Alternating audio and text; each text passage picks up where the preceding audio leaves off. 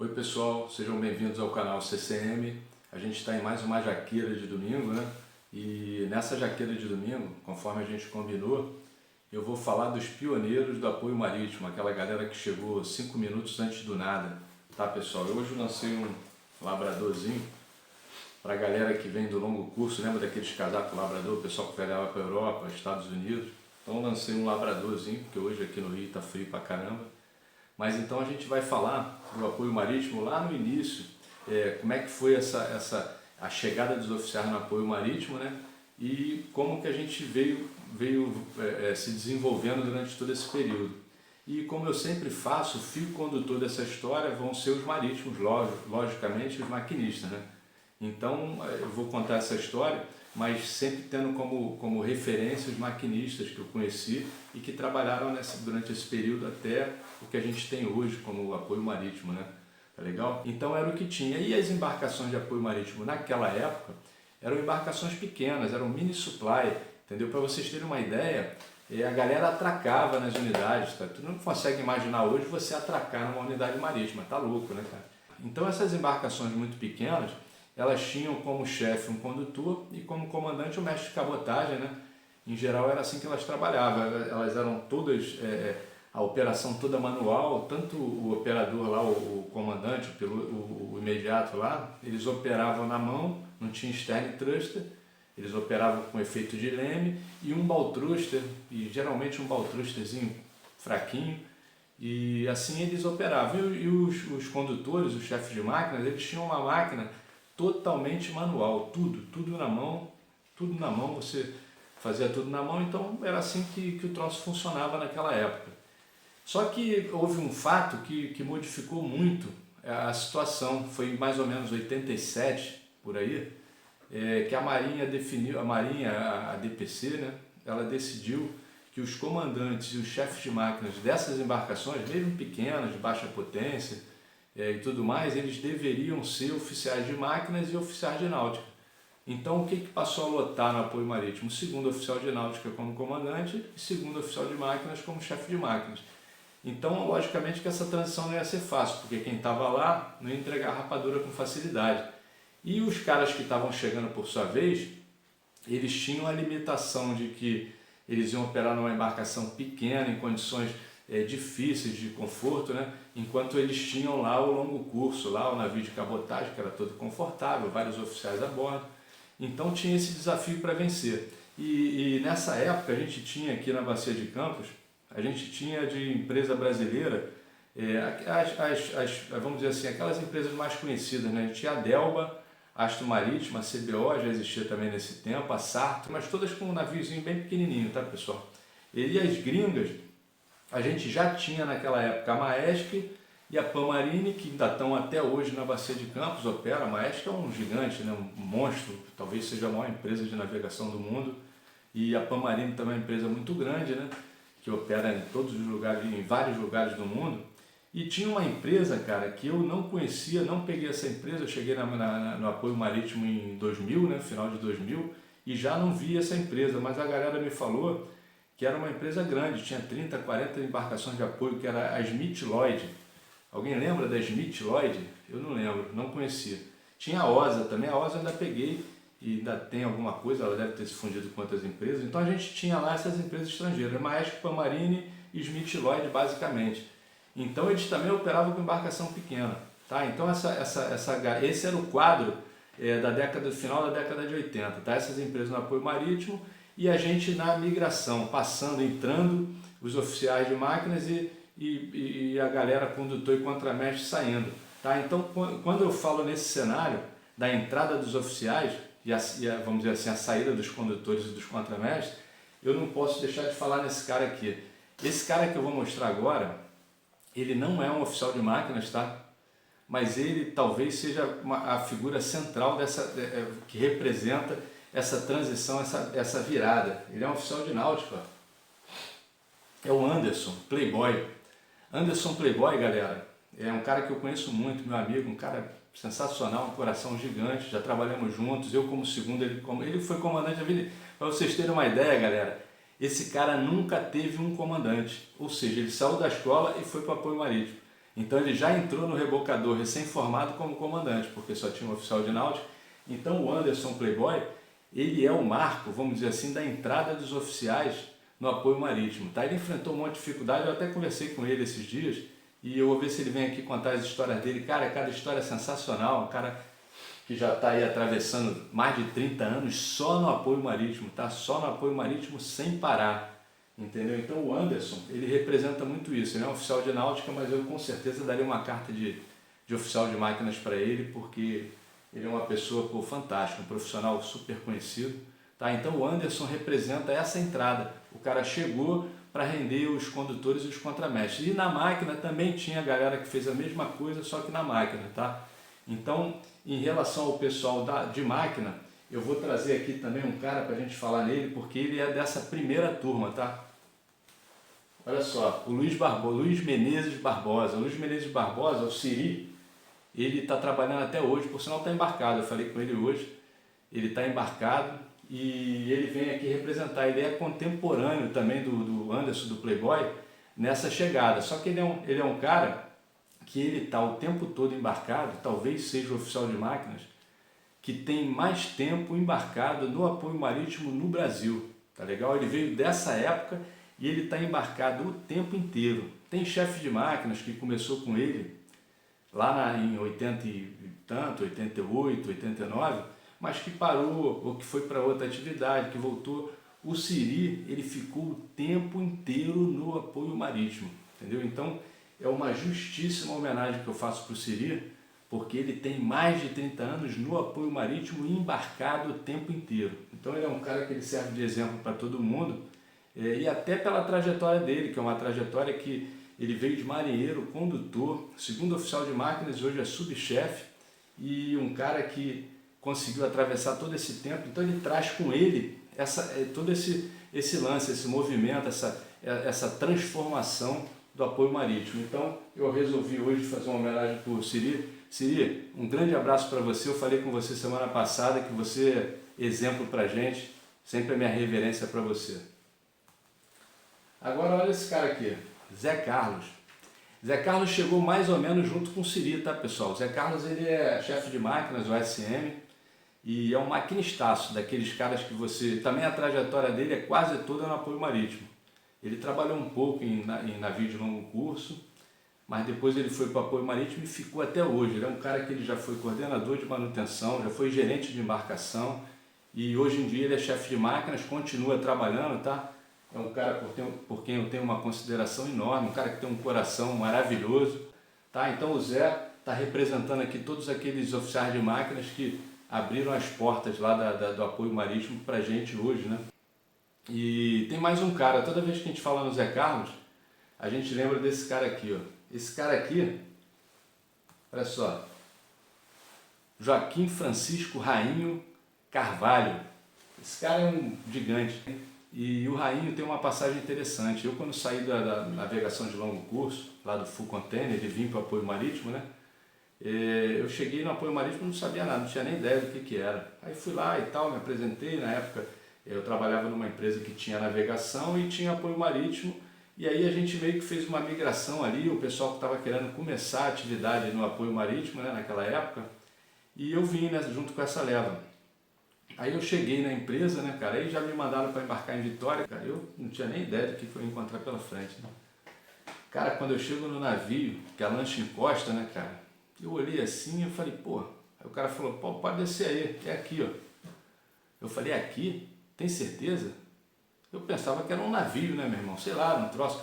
Pô, quando eu olho, meu irmão, o rebocador, ele era quase o tamanho da lancha que estava me levando, entendeu? Eu olhei aquilo assim, já foi aquele meu primeiro impacto, né, 10 anos de navegação, desses 10 devia ter uns 5 de full container. Full container era um navio top da época, né? Aí quando eu entrei lá, meu irmão, que eu subi já no convés, o convés todo molhado, cheio de limo, né, cara? E eu andando ali naquele negócio, aquilo balançava pra cacete. E eu tô lá, tô andando, aí já fui chegando na superestrutura, que era na proa, né? E eu já tava vendo que o navio com superestrutura a ré. Eu tô indo pra proa, pensando que tô indo pra ré. Aí tô indo lá, quando eu chego, começa a subir já a porta da cozinha, vindo aquele cheiro de fritura nos meus cornos, eu já dei aquela bambeada, né? Aquele calor já começou a subir, daqui a pouco o cheiro de óleo diesel forte pra cacete. Aí eu fui subindo, cheguei lá, me apresentei para o comandante, ele falou, não, beleza, chega aí, eu falei, eu vou adestrar aqui, eu sou chefe de máquinas e tal. Ele, tá legal, o chefe está dormindo porque ele ficou a madrugada acordado aí, que o navio passou a madrugada apagado e tal, e o chefe daqui a pouco ele está por aí. Aí eu cheguei lá no salão, tô vendo a rapaziada da guarnição, só tinham 2 oficiais da bordo, que era o comandante e o chefe, o resto todos da guarnição era condutor, marinheiro de convés, eletricista não tinha. Aí eu tô sentado lá e o segundo já chegou para mim, você quem é? Eu falei, eu sou o chefe, estou vindo adestrar. Ele falou, tá vindo de qual empresa? Eu falei, não, estou vindo da empresa de navegação. Aí ele falou, mas era o que? Navio? Eu falei, navio de longo curso, conteneiro e tal, pá. Ele falou, já embarcou em apoio marítimo? Eu falei, não, nunca embarquei. Aí ele falou, então se prepara. Eu falei, se prepara por quê? Tu vai marear pra cacete, hein, chefe? Leva mal não, mas tu vai marear muito. Porra, meu irmão. Quando ele acabou de falar, parecia que eu comecei a marear naquela hora mesmo. Aí eu já comecei a respirar fundo, sabe? Quando tu começa a respirar fundo, aí aquele cheiro de fritura junto com o cheiro de óleo diesel, porque a porta da máquina era no mesmo lugar do salão de refeição e a cozinha também. Então você tinha de um lado a porta da máquina soltando fumaça e cheiro e barulho e cheiro de óleo diesel. Do outro lado a cozinha, tipo cozinha americana assim, meia parede, com a fritura vindo para cima. E do meio a galera comendo e tal, batendo aquele papo desenrolado. Então aquele ambiente ali. E eu, àquela altura, já comecei a marear. Eu falei, tô ferrado. Eu falei, tá legal, galera, vai no camarote. Eu já entrei no camarote, né, cara? Já entrei na cama mareado. E aí eu já comecei a tomar Dramin, né, bicho? Então eu cheguei lá e de noite eu fui encontrar, já tomei Dramin, já dormi a tarde toda. Aí quando foi à noite, eu encontrei o Rainho. O Rainho chegou lá, como é até hoje, bem desenrolado, falando pra cacete. Aquele cara que toma conta, né, O Rainho é aquele tipo de cara que no lugar que ele chega, ele toma conta. O Rainho, eu acho que ele nasceu para ser protagonista, entendeu? Ele é um cara que onde ele chega, ele toma conta. E ele é um cara super gente boa, um cara do bem demais, um cara que eu respeito muito no aspecto profissional, porque ele é muito bom tecnicamente, um cara inteligente, cara. Mas ele se coloca logo rápido. Onde ele chega, ele já conhece todo mundo, já determina, você faz isso, você faz aquilo, é um líder nato, tá? Então o Rainho já conversou comigo e tal, já me deu as dicas. E eu falei com ele, tô mareando um pouco. Aí ele, não esquenta não, bicho. Você fica tranquilo que você é assim mesmo. Todo mundo quando chega mareia. Fica tranquilo, assim que você se sentir legal, tu vai pra máquina. E nessa brincadeira, cara, eu fiquei tomando 3 Dramin por dia. Resultado, dormia dia e noite direto, sem parar. Então eu fui levantar mesmo, descer na máquina, eu acho que lá no 5º dia. Entendeu? Então lá no 5º dia eu comecei a ir pra máquina, eu já comecei a comer. Aí o Dramin já não precisava tomar 3, já tomava 1 só, já segurava. E aí o sono já não era tanto. Aí eu comecei a descer na máquina e o Rainho, ele me adestrou lá, eu acho que 2 semanas, faltavam 2 semanas para ele desembarcar. E aí eu adestrei com o Rainho e foi muito legal, que além dele conhecer muito o navio, de ser a pessoa excepcional que ele é, ele me dava muita força, porque eu falava, cara, eu não vou ficar aqui não, cara, eu não aguento trabalhar, não vou ficar aqui não, vou embora. E ele falou, não aguenta aí, rapaz, isso é assim mesmo, bicho, todo mundo mareia, cara. Eu falei, como é que todo mundo mareia? Todo mundo mareia, meu irmão. Nego não fala, mas todo mundo mareia, cara. Vai, segura firme que daqui a pouco tá aí. Resultado, quando nós terminamos o período eu estava legal e já não mareava, já não tomava Dramin e já estava conseguindo trabalhar. Mas o navio em si era um navio super simples, né, comparado com os que eu tinha vindo. Então o Rainho foi o cara o primeiro oficial de máquinas que eu conheci quando cheguei no apoio, no apoio marítimo, foi o Rainho, Joaquim. E hoje meu grande amigo, a gente tem uma amizade de mais de 20 anos, né, que eu cheguei lá em 2000, nós estamos em 2020. Então uma amizade de 20 anos que a gente cultiva até hoje.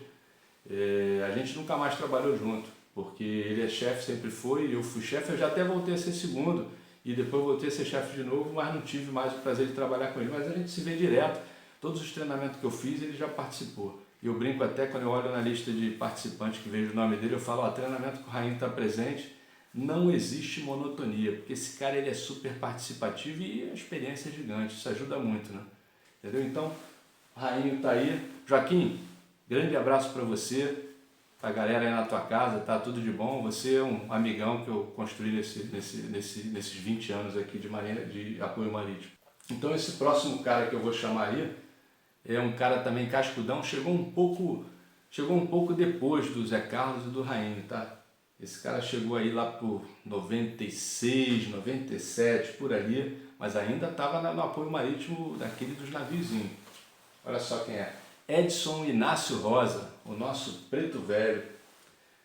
Quando eu cheguei no apoio marítimo, ele já estava cascudo, chegou a pegar aqueles naviozinhos pequenos, todos eles e tal.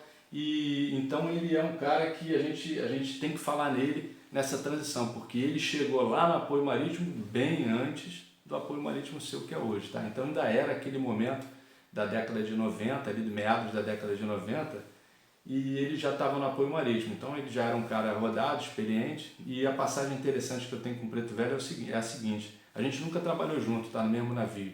Já participei de docagem junto com ele, já participei de eventos junto com ele, e treinamento meu, alguns, ele já teve também, e a gente se fala mais por telefone, WhatsApp, virou mexer, a gente se encontra em algum lugar.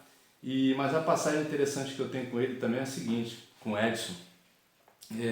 Depois que eu adestrei lá com o Rainho, aí trabalhei naquela embarcaçãozinha, fiquei lá um tempo, acho que uns 6 meses mais ou menos, e aí quando foi um retorno meu de folga, a galera da empresa falou: olha só, tu vai para o outro navio. Aí eu falei: qual navio? Então, um navio menor ainda do que o que eu estava. Depois que eu me acostumei com o meu, ele me mandou para um menor ainda. Aí eu pensei: porra, lá, se eu não marear nesse navio, acho que eu fico com o corpo fechado. E de fato, nesse navio eu já cheguei, eu já estava com o corpo fechado, já estava acostumado com balanço, né? E aí eu fui para lá render exatamente o Edson Preto Velho. Mas não é render direto e encontrar com ele, não. Ele tirou a folga dele e não voltaria. Então eu fui render o back dele, no caso, né? Não encontrei com ele. Então eu nem conhecia ele, não sabia nem que ele existia. Aí eu cheguei lá no navio, subchefe, um condutor, né? Então tá lá o condutor, o marinheiro de máquinas, então éramos 3. Eu, o chefe, um condutor, o sub e um marinheiro de máquinas era o terceirão. Éramos nós 3 na praça de máquinas. Navio pequenininho, menor ainda do que o outro. E esse navio pequenininho, ele tinha lá suas manobras, cada navio tem suas manias, seu jeito, né? E a tripulação continuou, só ele que saiu, o chefe, o Edson. E aí quando eu cheguei lá, comecei, já tinha uma rodagemzinha, já tinha 6 meses de apoio marítimo, tinha uns 3 ou 4 embarques no máximo. Aí cheguei lá e tal, aí falava: ó, nós vamos fazer assim, nós vamos fazer assado. Aí o segundo falava comigo: ó, chefe, acho melhor não fazer assim não. Falei: por quê? O Preto Velho fazia desse jeito aqui, ó. Aí eu, opa, não conhecia o navio, falei: não, beleza, então vamos fazer do jeito que o outro chefe fazia. Aí daí a pouco, no outro dia, eu falava: pô, vamos fazer tal coisa assim, assim, ó, a gente vai fazer assim, assim, assim. Aí o marinheiro de máquina falava: ó, o Preto Velho não fazia assim não, o Preto Velho fazia assim, assim, assim. Aí eu: porra, tá legal, vamos fazer desse jeito. E aquilo era todo dia, meu irmão, todo dia. O fantasma desse cara me assombrou. Eu acho que durante uns 3 ou 4 meses que eu fiquei naquele navio, o fantasma do Edson me assombrava. Por quê? Porque ele deixou 2 viúvas, que era o marinheiro de máquinas e o condutor. Então as viúvas do Preto Velho não deixavam eu trabalhar, porque o fantasma dele assombrava o navio, porque tudo que eu ia fazer, o nego dizia que ele fazia diferente.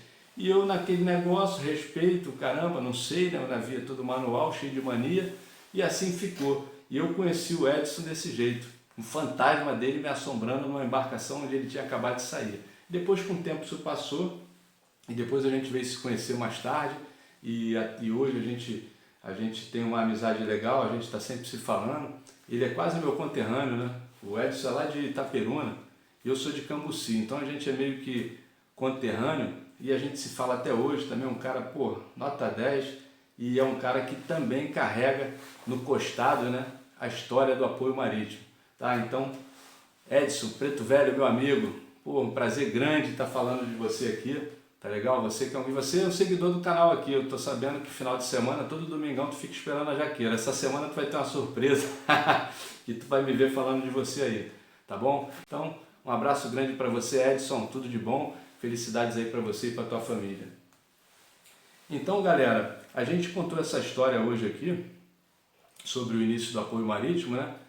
A gente falou da galera que chegou lá primeiro, o pessoal que chegou lá no final da década de 80 e que veio trazendo esses barquinhos até o final da década de 90, que foi quando eu cheguei no apoio marítimo. Eu cheguei no apoio marítimo naquela transformação maluca que aconteceu ali de 2000 até 2012, 2013, foi uma aceleração absurda, né? Então a gente tinha construção de navio um atrás do outro, PSVs totalmente automatizados, embarcações especiais, PLSV, HTS brasileiro com tripulação brasileira, depois navios especiais construídos no Brasil. Lembra que eu falei lá atrás da Albion, que trabalhou na construção de, eu acho que 15 navios, 10 HTS de última geração, mais 5 navios de construção, navios de lançamento de linha. Então quem chegou nos últimos 20 anos, quem chegou no século XXI, não imagina o sufoco que essa galera passou, esses pioneiros aí, tá legal? Então esses pioneiros eu quero deixar o registro, né, e dizer que, porra, vocês fizeram um trabalho maravilhoso, vocês trouxeram meio que o apoio marítimo e entregaram pra gente que chegou no ano 2000.